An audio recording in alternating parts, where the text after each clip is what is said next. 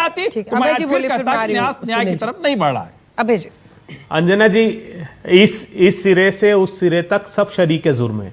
जितने नए अपॉइंटमेंट हुए, ये पूरा का पूरा नेक्सस था।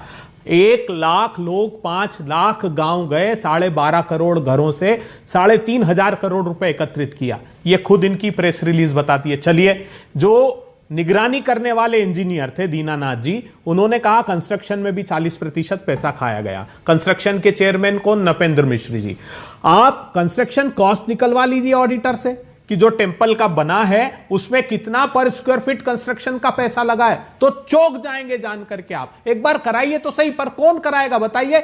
गंभीर आरोप अगर लगे हैं। 54 करोड़ रुपए क्या सिर्फ 900 दिनों में कलेक्शन हो सकता है दान पात्र में? दान पात्र में कितने? आप तो कह रहे थे कि कुंभ में ऐसे कैमरे लगाए कि हमने 49 करोड़ लोगों की गिनती कर ली कि जो कुंभ में स्नान करने आए थे। फिर यहां सीसीटीवी क्यों बंद हो गया साहब? यहां भी असेस कर लेते। दान पात्र के स्पेसिफिक एरिया के सीसीटीवी फुटेज ला दीजिए, कितने करोड़ लोग आए हैं यहां पर। बहुत बड़ा स्कैम है। अभय जी अपनी बात कहिए, लेकिन देखिए अल्टीमेटली कानूनी कार्रवाई भी हुई, ट्रस्ट की बैठक में भी हटा दिया गया है, एक कमेटी बनाई गई है जिसमें ऐसे लोगों को शामिल किया गया है। कृष्ण मोहन जी को महासचिव बनाया गया है जिनका भारतीय वन सेवा में जो काम कर चुके हैं। आपको लगता नहीं ये स्वागत योग्य है? नहीं, राष्ट्रीय स्वयंसेवक संघ के हैं वो पदाधिकारी। आपने खुद ने उल्लेख किया, मंदिर से इनका सरोकार क्या था? असली में क्लेमेंट तो निर्मोही अखाड़ा था। 1855 से उसने मुकदमा अंग्रेजों के समय से लगा रखा था। उनको स्ट्रेटेजिकली इन्होंने दरकिनार कर दिया क्योंकि सिर्फ और सिर्फ चंदा की भूख थी इनको खाने की राम के नाम पर। मैंने कहा प्रामाणिक रूप से निर्मोही अखाड़े ने विस्तृत चिट्ठी प्रधानमंत्री जी को लिखी। इन सारे पापियों को प्रधानमंत्री जी ने मौन समर्थन दे रखा है और आदित्यनाथ जी ने मुखर समर्थन दे रखा है। हो ही नहीं सकता था इतना बड़ा स्कैम हजारों करोड़ रुपए का, अगर ये पहले दिन इसका संज्ञान ले लेते। जब निर्मोही अखाड़े ने चिट्ठी लिखी कि 1400 करोड़ रुपए का स्कैम हो गया, जब 2020 में सबने कहा, और नवंबर में तो खुद ट्रस्ट का ऑडिट करने वाली रिपोर्ट में इस बात का उल्लेख है, ये सार्वजनिक कर दे। उन्होंने इस बात की आशंका नहीं जाहिर की थी क्या?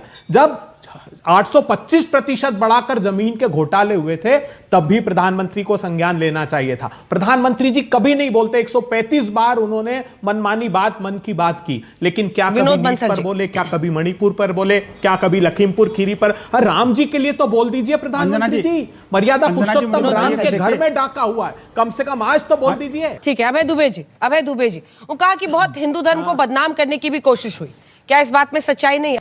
नहीं, देखिए विश्वासघात किया इन्होंने। बार बार कह रहे थे कि हम पर विश्वास कम हुआ। अरे आपने विश्वासघात किया हिंदू आस्थाओं से। विश्व हिंदू परिषद, राष्ट्रीय स्वयंसेवक संघ, भारतीय जनता पार्टी राजनीतिक सत्ता के उद्देश्यों से बनी हुई संस्थाएं हैं। ये हिंदुओं के सरोकार की संस्था नहीं है। 3-4 चीजों को दिखाकर आप, और हमने नहीं, ये उन्हीं लोगों ने आरोप लगाया था जिनको रसीद देने से आपने इनकार कर दिया था। किसी समाजवादी पार्टी, कांग्रेस पार्टी के नेताओं ने ये आरोप नहीं लगाए थे। 3 वस्तुएं दिखा करके 3000 करोड़ के पाप पर पर्दा नहीं डाल सकते। हम हिसाब पूछ रहे हैं कि 10 करोड़ लोग अगर आए तो आपके दान पात्र में कितने पैसे इकट्ठे हुए, ये बताइए आप। अगर 10,000 करोड़ रुपए हुए और तुम 54 करोड़ बता रहे हो, तो ये पाप और अपराध है। झूठ बोला। ये राम सेतु हम तोड़ रहे थे क्या? अटल बिहारी वाजपेयी जी का संकल्प है। ये 2000-2001 का बजट है, इसमें फिजिबिलिटी के लिए 4.8 करोड़ रुपए अटल जी ने रखे। तमिलनाडु जाकर घोषणा की कि मैं अन्नादुराई का स्वप्न साकार करूंगा, सेतु समुद्रम परियोजना के लिए राम सेतु तोड़ूंगा।